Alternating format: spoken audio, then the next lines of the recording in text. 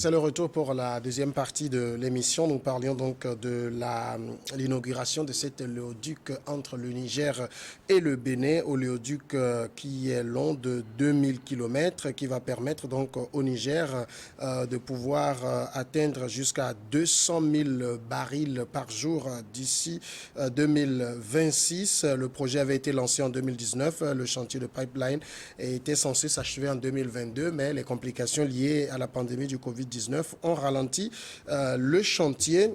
Et donc, c'est la West African Oil Pipeline Company, en abrégé WAPCO, qui en est le maître d'ouvrage. 6 milliards de dollars ont été investis, dont 4 pour développer les champs pétroliers dans la GADEM et 2,3 milliards pour la construction de l'oléoduc, selon le gouvernement nigérien. C'est le sujet dont on parle, toujours avec mes deux invités, Oruche Donkovi et Ashraf Urosama. Ashraf Urosama, donc la question ici, c'est de voir les relations entre le Bénin et le Niger ont été tendues depuis quelques semaines déjà, avec le coup d'État qui est survenu au niveau du Niger et les positions que le Bénin a pu prendre dans cette affaire. Mais ça n'a pas empêché donc qu'on puisse inaugurer cet oléoduc.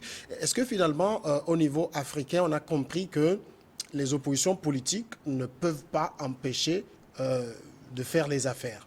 Oui, mais je crois que le Bénin, disons, était signataire de l'acte final de la conférence des chefs d'État. Lorsque vous prenez l'architecture institutionnelle de la CEDEAO, la conférence des chefs d'État est l'organe suprême.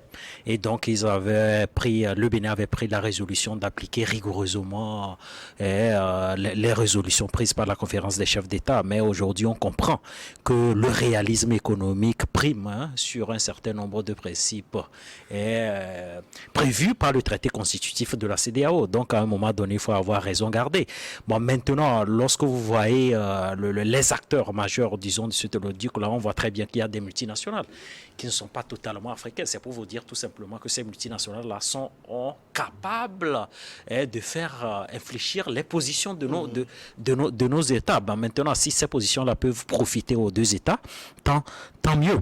En fait, est-ce que ça ne veut pas finalement dire que on a un oléoduc qui part du Niger vers le Bénin. On a les autorités du Niger et les autorités du Bénin qui sont ensemble pour inaugurer, mais finalement, c'est les multinationales qui font leurs affaires. Oui, c'est les multinationales qui font leurs affaires, alors que les citoyens ordinaires, c'est pour cette raison que mon aîné ici a donné l'exemple, par exemple, d'une vendeuse de tomates. Elle est interdite formellement de traverser la frontière, mais les opérateurs économiques qui ont un statut d'envergure mondiale sont capables d'opérer tranquillement sans difficulté majeure. Donc, c'est la question qu'on se pose aujourd'hui. Bon, le Niger... mais à travers ce oléoduc-là, prétend, disons, envoyer sur le marché international, on parle du pétrole brut. Donc, à un moment donné, moi, j'émets des réserves par rapport à la pertinence également de ce projet-là. Parce que jusqu'à quand nos États prendront quand même la résolution de transformer nos matières premières quand même sur place? Parce que ça a quand même le mal. Au-delà de tout. À la base, il y avait un projet de raffinerie. Oui. À la base, un raffinerie qui a été inauguré par Dangote aussi au niveau du Nigeria. Oui, effectivement. Vous voyez très bien que le projet, c'est un projet quand même ponctuel, il faut à l'échelle continentale qu'on multiplie ces initiatives-là. Donc, l'insertion primaire de nos États africains dans le commerce international, pour paraphraser le professeur Kako Noubouko, je crois que c'est totalement contre-productif. On ne peut pas continuer comme ça.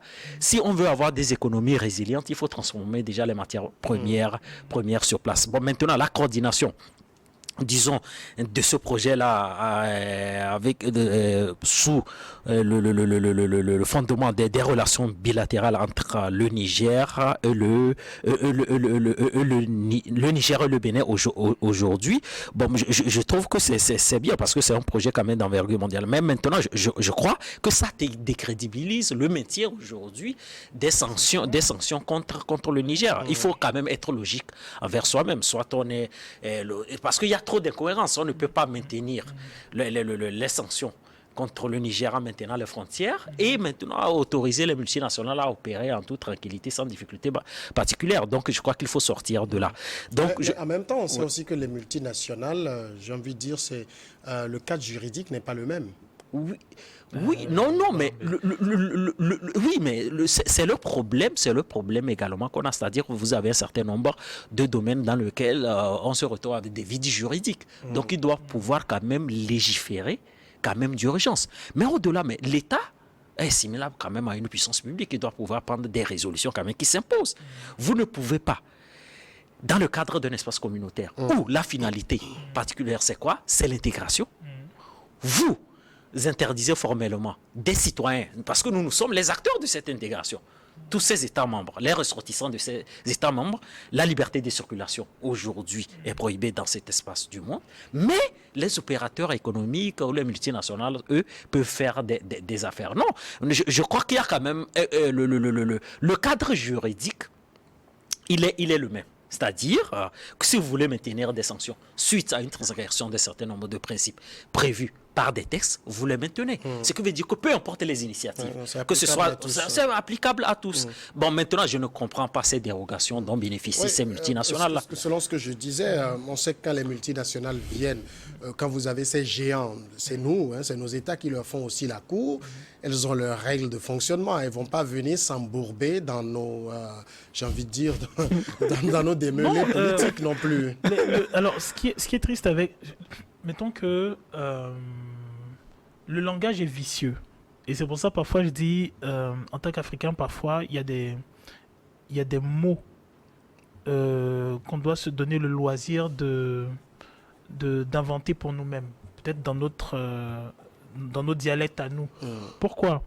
Parce qu'on parle de multinationales, comme s'il s'agissait de sociétés qui, en réalité, n'appartiennent à personne et appartiennent à tout le monde. Alors qu'en réalité, elles appartiennent à des pays clés, qui s'octroient le droit d'user des règles, des lois, de géostratégie quand ça les arrange. Ce sont les multinationales dont on va parler, les marchés sur lesquels vont être déversés ces hydrocarbures, sont les marchés des mêmes personnes qui ont incité des États africains à en pénaliser un autre. C'est ça le ridicule. C'est-à-dire, on a vu l'État français, on a vu les États-Unis, on a vu tout un ensemble d'États, l'Union européenne, ainsi de suite, user de stratagèmes, user de recours pour influencer des États africains qui appartenaient à une communauté bien définie et qui ont tout à fait le droit d'avoir leur propre règlement des litiges et des conflits, pour qu'ils puissent spolier et ostraciser un de ces États-là.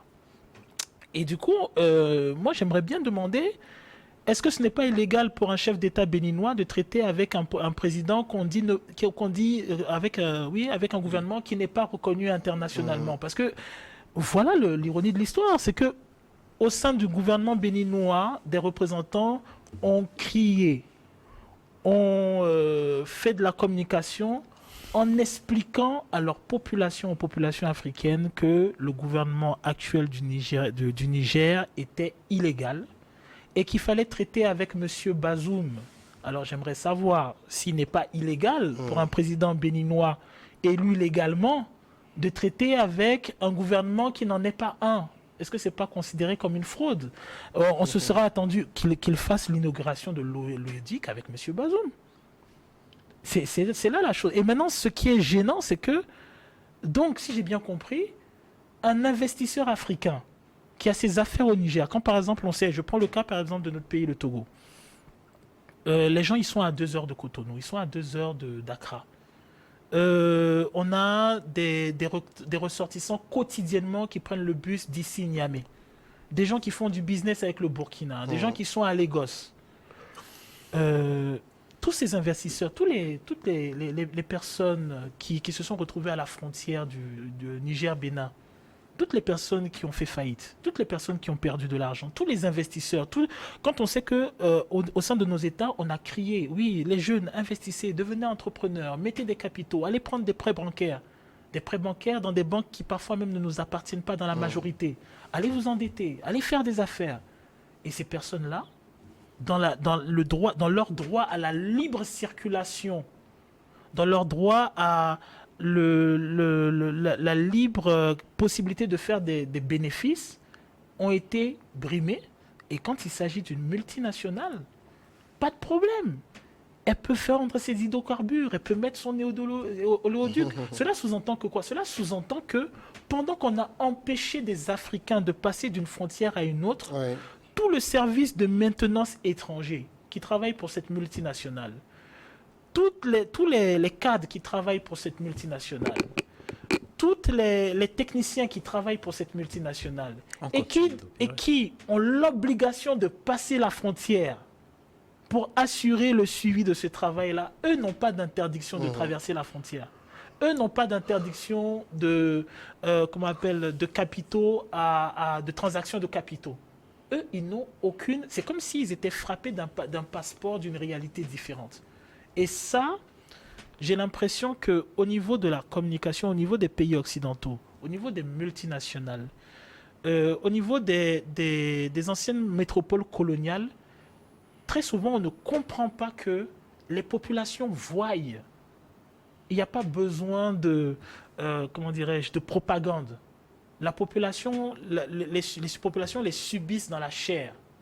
Le jeune étudiant nigérien à qui on a empêché de venir, je ne sais pas moi, s'inscrire à l'université de Cotonou, ou bien à qui on a empêché de venir s'inscrire à l'université de Lomé, il le sent dans sa chair. On n'a pas besoin de propagande pour qu'il comprenne c'est tout à fait injuste.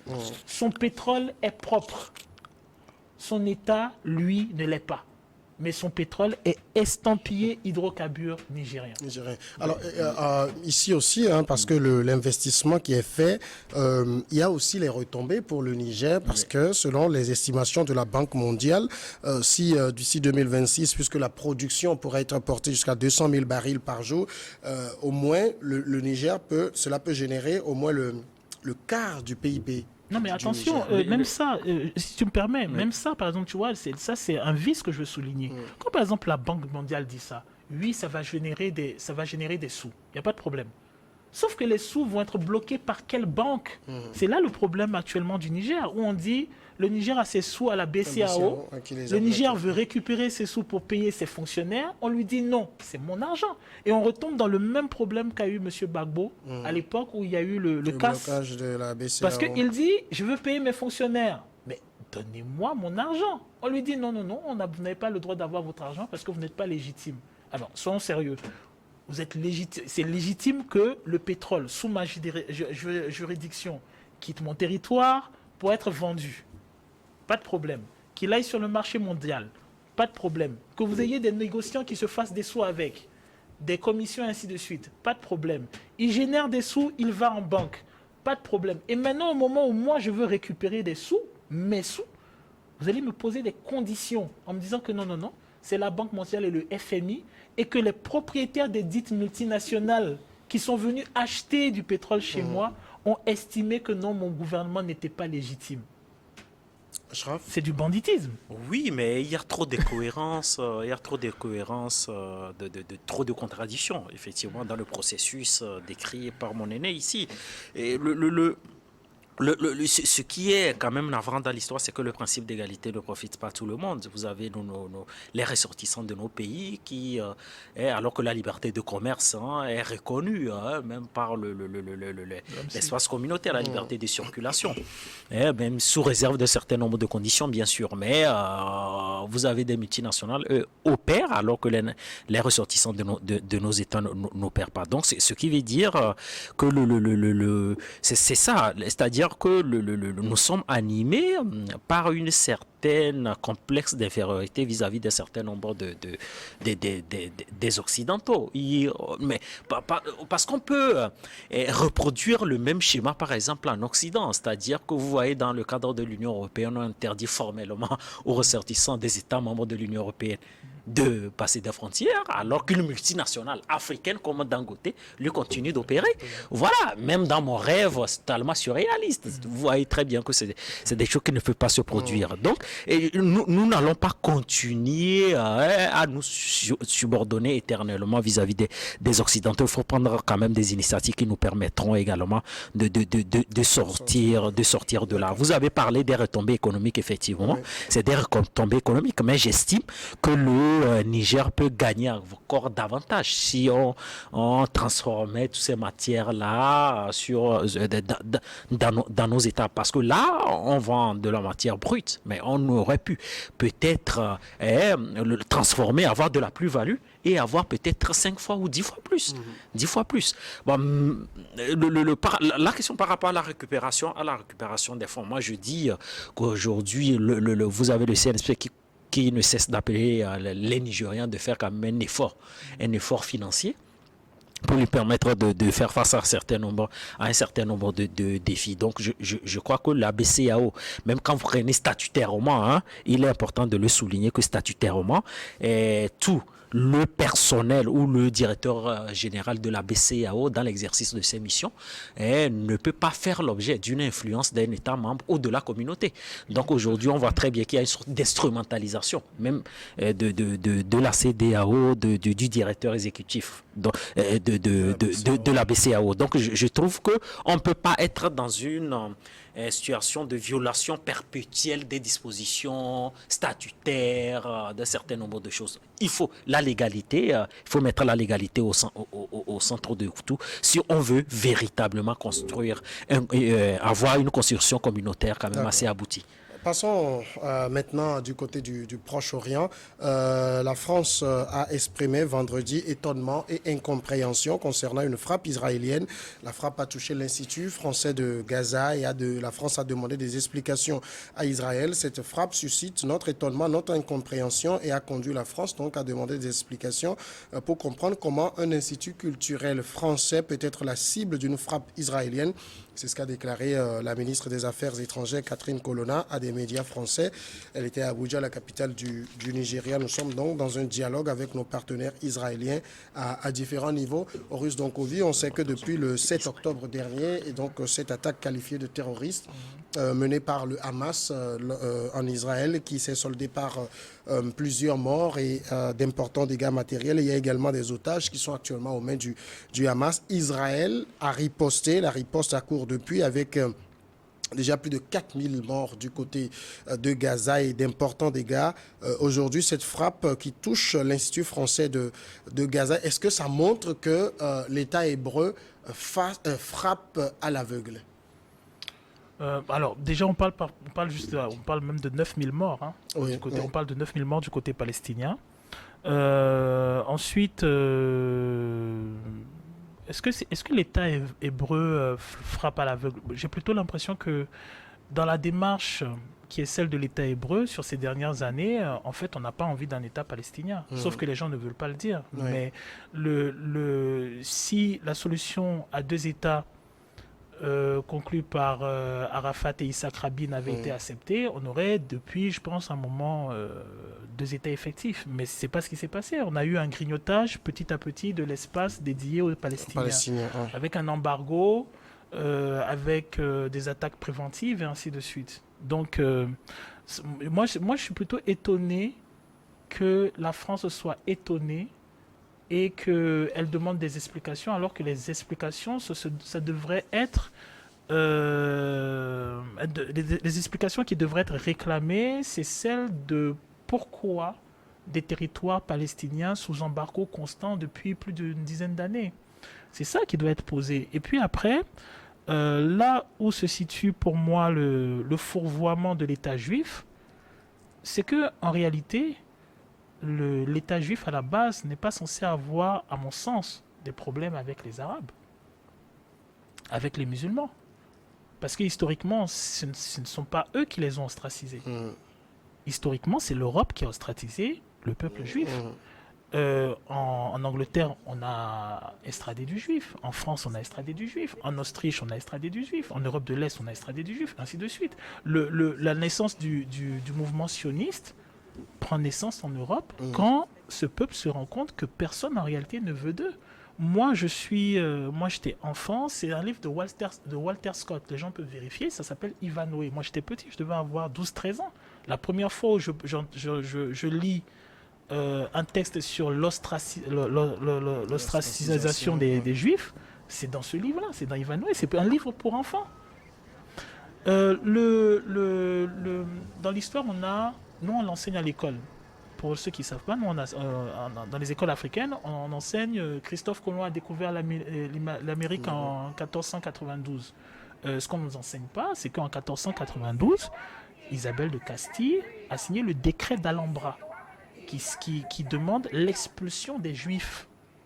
Et ce décret-là, il a pris fin en 1967. Donc même après qu'il y ait constitution de l'État juif en 1948. Donc je ne comprends pas le fourvoiement de l'État juif qui consiste à rentrer dans un genre de... Le problème du juif, c'est l'arabe et le musulman. Le problème du juif, c'est pas l'arabe et le musulman. Si le problème du juif était l'arabe et le musulman, on n'aurait pas des séfarades dans les États maghrébins. On n'aurait pas ça. On n'aurait pas, comment dirais-je, des juifs dans les 700 ans de présence musulmane en Europe. Et je pourrais même préciser musulmane et noire en Europe. Pendant 700 ans, on a une présence musulmane et noire en Europe. On dit Charles Martel a repoussé les Sarrasins à Poitiers. C'est pour vous dire que le territoire était occupé jusqu'à Poitiers. Entre le point le plus haut d'Afrique et le point le plus bas d'Europe, donc vous arrivez au niveau de Gibraltar, ça fait de Zangueira à Sigamé. Prenez de Zangueira à Sigamé, vous êtes en Europe. Donc, à un moment, je pense que l'État juif doit se poser les vraies questions, et je pense que d'une certaine manière, il y a quelque chose d'historique qu'on essaye comment dirais-je, d'occulter tout un pan de l'histoire et de mettre les peuples les uns sur les autres. Le problème juif, c'est le problème d'États occidentaux qui, pendant des siècles, ont ostracisé des juifs. Et ils étaient les seuls à le faire. Et peut-être qu'à la fin, aujourd'hui, ils veulent... Une sorte de repentance. Oui, Il y a une sorte de repentance. On est obligé de soutenir. C'est une sorte de mea culpa pour eux. Non, le problème, c'est qu'ils n'ont pas soutenu. Ce qu'ils ont fait, c'est quoi? C'est qu'à défaut d'accepter les gens chez nous, on va leur trouver un territoire chez les autres. Oui. Et maintenant, dans la politique qui a été de trouver un territoire chez les autres, on n'a pas fait les choses de façon à ce que ça soit équitable. Parce que les Palestiniens qui sont sur cette zone, ils sont là de façon millénaire. Les Juifs estiment être là de façon millénaire. Et donc, ce sont des peuples qui se côtoient. Et nous, en Afrique, on a l'expérience des peuples qui se côtoient. On est, je ne sais pas combien d'ethnies dans le même pays. Et c'est pas exceptionnel. Vous allez chez les Chinois, il n'y a pas que des Han en Chine. Vous allez en France, il y a des Corses, il y a des Basques, il y a des Celtes. Vous allez aux États-Unis, il y a des gens d'origine irlandaise, il y a des gens... Bon, alors, en quoi vous devez, si vous ne voulez pas d'un peuple, lui fabriquer une nation à l'extérieur au détriment de la nation qui était là, qui était présente? Mais vous vous arrangez pour qu'ils vivent tous les deux ensemble.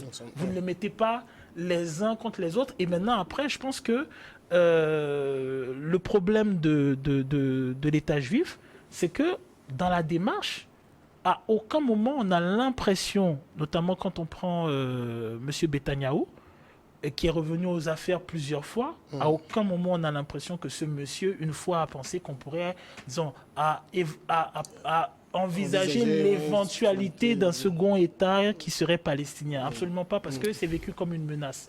Donc, je vais terminer avec ce dire, alors que la France se plaigne d'un obus qui serait tombé sur l'Institut français, alors que pendant qu'il tombe sur l'Institut français, on parle de 9000 personnes qui sont en train d'être tuées, femmes, enfants, et ainsi de suite.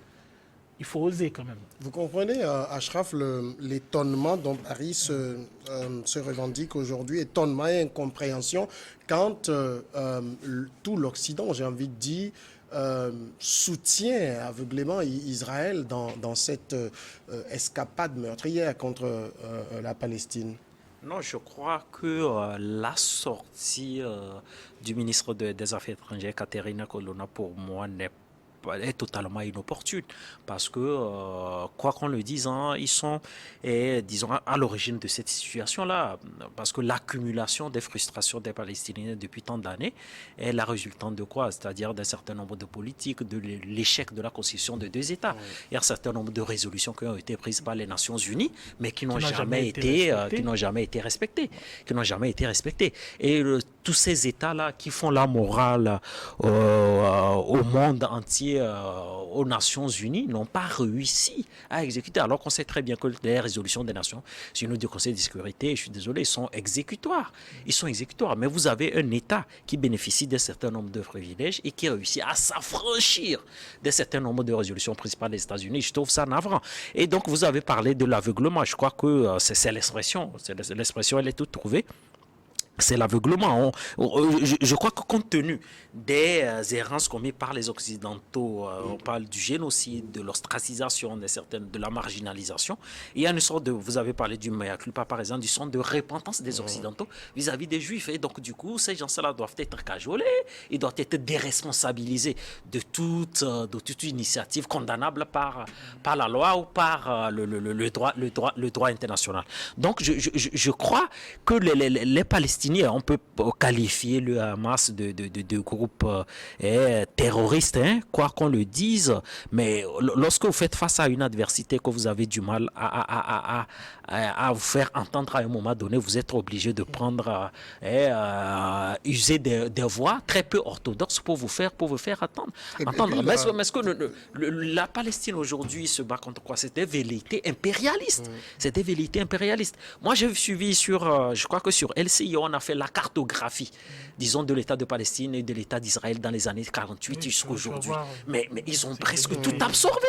Ils ont tout absorbé. Et même l'incident même qui a entraîné ce conflit, c'est l'expulsion d'une famille palestinienne, d'un territoire qui appartient tout naturellement aux Palestiniens, où vous avez des Israéliens totalement condescendants qui ont demandé à ces familles palestiniennes de sortir, qui n'ont pas le droit de vie ici, et j'en passe. À un moment donné, je crois que l'accumulation des frustrations débouche sur ces situations de cette nature-là.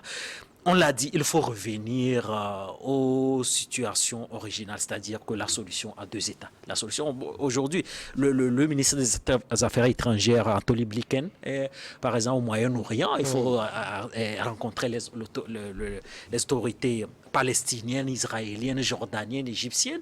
Mais les États-Unis jouent à quoi? Le droit de légation.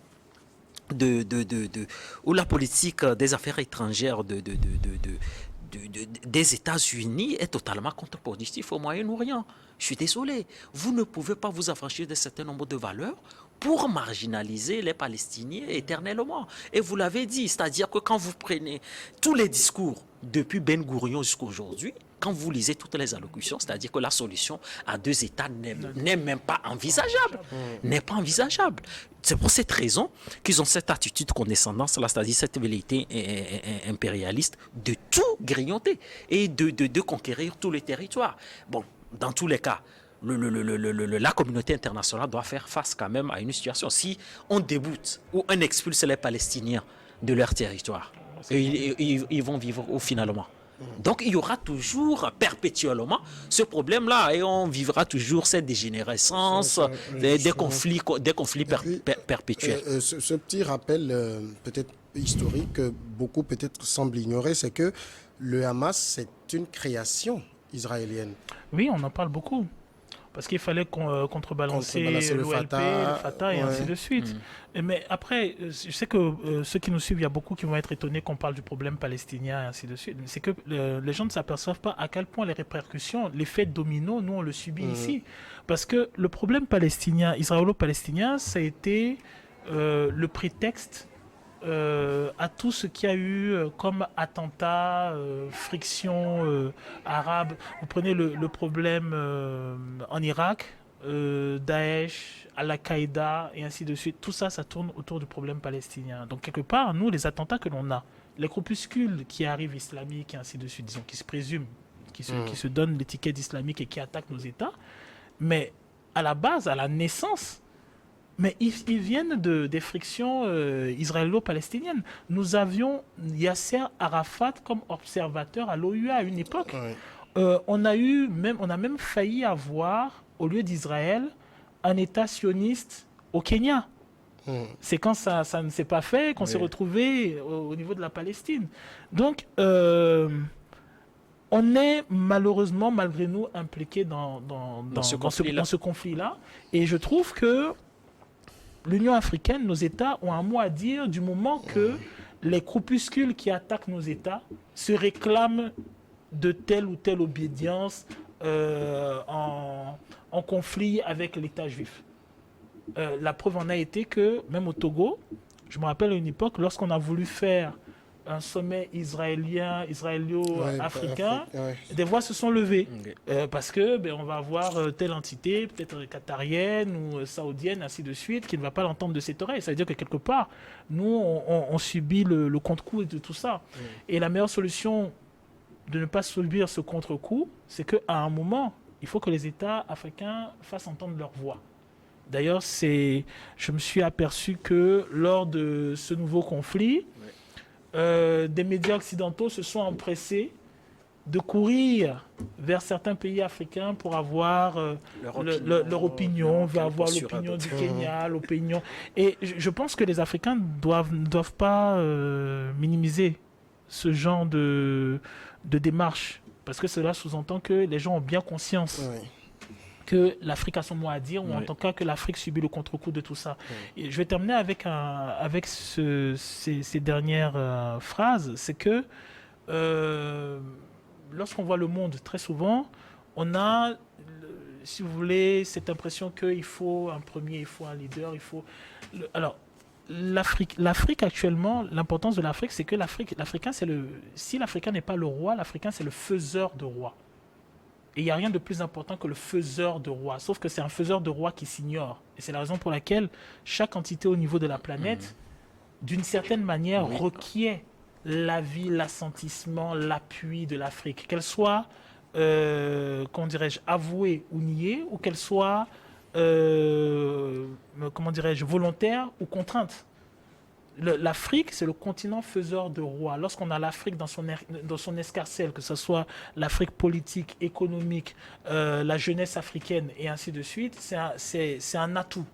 Il suffirait par exemple, je donne un exemple, je vais terminer avec, parce que j'ai vu une publication de Jeune Afrique qui m'a fait sourire. Et j'ai fait la réflexion que si le Niger, le Burkina et le Mali décident de moins de quitter la francophonie et de parler anglais, c'est un coup dur pour la francophonie. Donc l'Afrique, c'est le continent faiseur de rois. Non, mais je comprends votre optimisme. Hein. L'Afrique est un faiseur de rois, mais est-ce qu'on se donne vraiment tous les moyens possibles d'être les faiseurs de rois? Parce qu'il y a quand même une certaine torpeur qui nous anime. Vous avez parlé des médias occidentaux aujourd'hui, mais c'est des médias qui font de la propagande à longueur de journée sur le continent. Vous savez très bien que la nature a horreur du vide. Il faut également des médias capables de faire de la propagande et de résister. Il n'y a rien de plus nocif que des substances destructives de la psychologie collective. Mais qu'est-ce que nous faisons dans tout ça? Nous le faisons. Voilà. C'est une responsabilité. Par exemple, voilà, parce que l'Afrique aujourd'hui, c'est qu'en 4 pays, à l'échelle internationale aujourd'hui, nous pesons. Mais nous ne nous donnons pas véritablement les moyens de peser. Par exemple, aux Nations Unies, par exemple, vous voyez très bien que nous sommes devenus des faire-valoir. Vous vous rendez compte que la France, par exemple, a été à l'origine du vote même d'un certain nombre d'États africains aux Nations Unies. Vous vous rendez compte? On est vraiment tombé tout bas. Donc, je crois que si on veut véritablement se faire respecter, il faut prendre un certain nombre d'initiatives politiques pour imposer notre autorité. Rapidement, pour qu'on parle du dernier sujet, vous avez écouté aussi les propos d'Hassan Nasrallah. Oui, tout à fait, Est-ce que ça laisse présager, j'ai envie de dire, une généralisation du conflit dans tout le Moyen-Orient? Bon, je pense que personne ne souhaite une généralisation du conflit. Par contre, oui, quand on parle par exemple des outils, je pense au Yémen, qui à un moment balance des missiles, quand on parle du Hezbollah au niveau du Liban, quand on parle, on a les Américains qui essaient de titiller les Iraniens par rapport à la question. On a l'impression que les gens jouent avec des grenades. Mais après, je pense que il y a des réalités économiques qui sont tellement imbriquées que personne ne peut se permettre une escalade. Je pense que personne ne le veut. Je pense qu'on est un peu dans le même type qui s'est passé, même type de crime qui s'est passé entre la Russie et l'Ukraine. On a fait beaucoup de surenchères en parlant de l'intervention de l'OTAN, des États-Unis, de la Chine, ainsi de suite et tout ça. On fait monter les enchères et chacun le fait pour pouvoir avoir une carte maîtresse quand il va s'agir de la négociation. D'accord. Dernier sujet, c'est le Togo. Maintenant, on parle de cette campagne nationale de sensibilisation initiée par la haute autorité pour la lutte contre la corruption et les infractions assimilées, la APLUSIA, campagne de sensibilisation des élus locaux sur la prévention et la lutte contre la corruption et les infractions assimilées. Ça s'est achevé. La dernière étape de cette tournée initiée depuis la mi-juin a eu lieu le 31 octobre dernier à Atakpamé, à la faveur d'une cérémonie qui a été présidée par le ministre délégué au développement des territoires. Durant 4 mois, plus de 2000 participants et qui sont principalement des cadres municipaux des 117 communes du pays ont été édifiés sur les moyens et les bonnes pratiques à développer pour combattre la corruption. Bon, je vais parler en détail, mais Ashraf Ourosama, la APLUSIA, je ne veux pas être... Je veux poser la question. Désagréable. Je vais trouver les mots simples pour poser la question. Parce qu'on a l'impression que depuis qu'elle a été créée, j'ai envie de dire, comment je vais dire, il n'y a rien à se mettre sous la dent à part les tournées de sensibilisation et tout. Oui, mais des tournées il n'y a rien à mettre sous la dent. Oui, je peux comprendre votre frustration. Hein. Je crois qu'il y a un certain nombre de nos concitoyens, disons dans leur majorité, effectivement, qui comprennent que la APLUSIA, pour ne pas dire... Bon, a du mal vraiment à avoir des résultats escomptés. Mais je crois qu'il faut éviter aussi d'être excessif également dans nos jugements. Parce qu'au-delà de tout, juridiquement, c'est une autorité administrative indépendante. Oui. Et que donc la APLUSIA émet des rapports le mettant à l'endroit de la justice. Donc, ce qui veut dire qu'ils n'ont pas le droit de poursuite. Parce qu'on a comme l'impression que lorsqu'on parle de APLUSIA, on a comme l'impression qu'ils ont le droit de poursuite, qu'ils ont des prérogatives, par exemple, de procureur de la République. Non. Quand vous prenez, par exemple, la loi organique du 28 juillet 2015 qui ont créé cette institution-là, disons les prérogatives ou les missions de la APLUSIA sont établies dans cette loi organique du 28 juillet de 2015. Mais je partage également votre avis parce qu'on a comme l'impression qu'il n'y a pas une volonté manifeste également de produire des rapports et d'accabler un certain nombre de personnes. C'est-à-dire, ce n'est pas rigoureusement fait. Il y a une sorte d'indifférence vis-à-vis, alors qu'il faut criminaliser les faits. Lorsque vous criminalisez, oui, certes, ils n'ont pas le droit de poursuite, mais ils doivent pouvoir, avec diligence, émettre des rapports vis-à-vis des gens. Vous savez, une institution de cette nature doit pouvoir s'affranchir des influences ou des pesanteurs politiques. C'est-à-dire que peu importe ce que vous avez rendu comme service à la République, si vous commettez des actes répréhensibles par la loi, je suis désolé, on doit pouvoir établir un rapport pour vous et émettre le rapport à la justice. Et donc, du coup, aujourd'hui, on a comme l'impression que la APLUSIA a du mal. Donc, dans le cas d'espèce, il s'agit d'une tournée qui consiste à inculquer les élus locaux d'un certain nombre de procédés de bonne gouvernance financière. Donc l'orthodoxie budgétaire également doit exister à l'échelle locale avant d'exister à l'échelle nationale. Vous savez que moi j'émets aussi des réserves par rapport à la pertinence des choses parce qu'on ne peut pas continuer à financer également ces opérations avec des partenaires extérieurs. La APLUSIA, voilà, la GIZ, c'est-à-dire que la APLUSIA doit pouvoir quand même avoir un budget conséquent qui lui permet sur une année civile quand même d'initier des projets et de les financer sur des fonds propres. Pourquoi toujours avec des partenaires? Haute autorité pour la lutte contre la corruption et les infractions assimilées. Moi, je m'en tiens à ce titre. Je sais qu'il y a une loi organique et tout. Mais quand on a cet organe qui est censé lutter contre les infractions assimilées, je sais qu'il y a eu le rapport sur les comptes de la CAN 2013. Ça a été remis à la justice. Il y a la route Lomé-Vaughan-Enfoin. Ça a été les deux. Jusque-là, la justice n'a pas bougé. La APLUSIA n'a pas de droit de poursuite. Je veux demander de façon crue, ça sert à quoi finalement? Bon, alors, la APLUSIA, je veux dire, c'est à l'image du Togo. C'est-à-dire, on a un pays qui est très fliqué. Très fliqué dans le sens où on a des informations plus ou moins sur tout. Par contre, on est très silencieux et on laisse faire ou on est dans un genre de dormance. Donc, moi, là où je me suis un peu partagé, c'est que j'ai eu des témoignages, on m'a dit, mais non, mais attention, c'est un groupe qui enquête. Ils enquêtent, ils vont faire du dossier, ainsi de suite, déposer et tout ça. Maintenant, la question est de savoir que fait-on de ces dossiers. Est-ce qu'il y a une suite? Donc, pour le pays qui est le nôtre, je sais que c'est une structure qui est capable d'avoir énormément de dossiers sur beaucoup de gens, sur beaucoup de structures et ainsi de suite. Le problème, c'est que comme nous sommes le pays que nous sommes, je doute que ces dossiers soient accessibles aux médias. S'ils étaient accessibles aux médias, peut-être que la Aplosia bénéficierait un tant soit peu d'un quatrième pouvoir qui permettrait aux médias de mettre en exergue un certain nombre de dossiers et de faire pression sur la justice. Sauf que nous sommes le pays dans lequel nous sommes. Donc nous pouvons avoir des dossiers sur tout le monde, sur toutes les structures, mais qui sont gardés au chaud au cas où. Et qui sont en dormance au niveau de la justice. Ce qui, voilà, est, si vous voulez, je vais dire, répond, on va dire, à nos paradigmes nationaux. On a eu même un cas assez ubuesque il y a quelques mois ou quelques années où, sur un rapport qui a été publié par la Aplosia, qui a été commenté par les médias, qui révélait que une personnalité était incriminée. Le président est revenu s'excuser. Voilà. Alors, finalement, on se pose les questions. Voilà. Donc, par exemple, là, le vice, c'est là où je dis, on est vraiment dans un schéma typiquement togolais, c'est que l'enquête a été commanditée. Vous voyez tout le vice de la chose. C'est-à-dire l'enquête a été commanditée parce qu'il est impossible que ce monsieur ait pu faire cette enquête s'il n'a pas, quelque part, l'aval de ses supérieurs. Donc, il fait l'enquête, il a toute la documentation, toutes les informations. Sauf que, comme je disais tout à l'heure, on est dans une démarche typiquement togolaise, il doit la garder au chaud.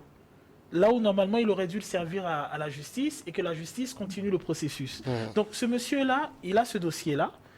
Les médias s'en servent et jouent de leur quatrième pouvoir en faisant pression. Donc comme c'est sorti à la presse, il y a forcément les autorités, la justice qui veut s'en saisir, le procureur en l'occurrence. Et maintenant, on va taper sur les doigts du monsieur qui doit venir s'excuser. Sauf que le vice de notre pays veut que même si le monsieur s'excuse, le dossier, lui, il est là. Oui. Et donc, le monsieur incriminé, peut-être maintenant, on ne l'accusera pas. Mais dans 1 an, dans 2 ans, dans 10 ans, dans 15 ans, peut-être, qui sait, si ce monsieur a envie de se présenter pour une élection, ou s'il a envie d'obtenir un poste conséquent, ou s'il a envie de déposer pour une organisation internationale, ce dossier-là, lui, il est bien au chaud, il est là. Et ça, on est tous. Donc, pour moi, c'est comment dirais-je, un comité qui, je suis sûr, fait un travail, fait ses enquêtes, fait des dossiers, mais remet ses dossiers bien au chaud à son pomme de terre. En même temps, maintenant, je vais terminer. Alors, le paradoxe dans ce pays, c'est que on a un comité comme ça qui traite de dossiers, qui fait les dossiers et qui les remet à la justice. Si ces dossiers n'étaient pas pertinents, on n'aurait pas demandé à ce monsieur de venir s'excuser. Mais le paradoxe, c'est que dans ce pays, on a eu des journalistes qui ont levé des dossiers, qui ont exposé des faits de corruption, et actuellement, ces journalistes-là, ils sont en exil. Ouais. Alors justement, quand on a une institution comme ça et qu'on dit que ça n'a pas droit de poursuite, mais en même temps, ça peut recommander, au regard des investigations menées, qu'il y ait poursuite contre tel. Oui, non, mais effectivement. Mais non, mais les rapports sont quand même assez détaillés et fournis. Son rapport détaillé. Lorsqu'on remet ces rapports à la justice, je crois que le procureur qui détient les prérogatives de l'opportunité ou de l'opportunité des poursuites a le droit, par exemple, de saisir le juge d'instruction pour offrir l'information judiciaire contre la personne. Donc, c'est pour vous dire tout simplement que c'est-à-dire qu'il y a quand même assez d'éléments dans les rapports produits. Maintenant, c'est la marge de manœuvre que dispose la Aplosia. C'est-à-dire que lorsque vous avez une épée de Damoclès sur votre tête qui vous oriente vers des pistes de réflexion, à un moment donné, ça pose un moment problème. C'est-à-dire que cette institution-là doit pouvoir quand même travailler en toute indépendance et pouvoir quand même produire des rapports, peu importe. Alors, en fait, moi je dis n'importe quoi, on a le cas du Bénin, le cas du Sénégal qui ont créé des cours de répression. C'est vers ça qu'il faut finalement aller, qu'ils soient dédiés à ces infractions économiques. Ce que je trouve vicieux dans l'histoire, c'est qu'à la base, moi je me rappelle, à l'époque du président Yadema, je me rappelle qu'on avait fait un genre comité anticorruption. Il y avait eu un truc comme ça, quelque chose comme ça. Alors, il y a eu même quelques gros morceaux qui avaient été exactement. épinglés. Alors, ce que j'ai l'impression, c'est que là où, par exemple, on aurait dû avoir un genre de comité anticorruption qui, d'office, fait les enquêtes, fait les dossiers et procède directement, on rentre en est en justice. On a coupé. Normalement, on aurait dû avoir un comité, on a le dossier, directement on se saisit du dossier par procureur justice. Mais on a l'impression que ça a été organisé de façon à couper pour que, en amont, des gens puissent avoir tous les dossiers, toutes les enquêtes, toutes les informations qu'il faut sur tel ou tel responsable. Pour quel usage plus tard, on ne sait Quel pas. usage plus tard, on ne sait Merci pas. Horus Ça, c'est tout le Sonkovi. vice de la chose. Merci d'être passé répondre à nos questions. Merci à Ashraf Orosama également d'être passé. Merci à tous d'avoir suivi Le Monde en 7 de ce jour. On se retrouve le samedi prochain.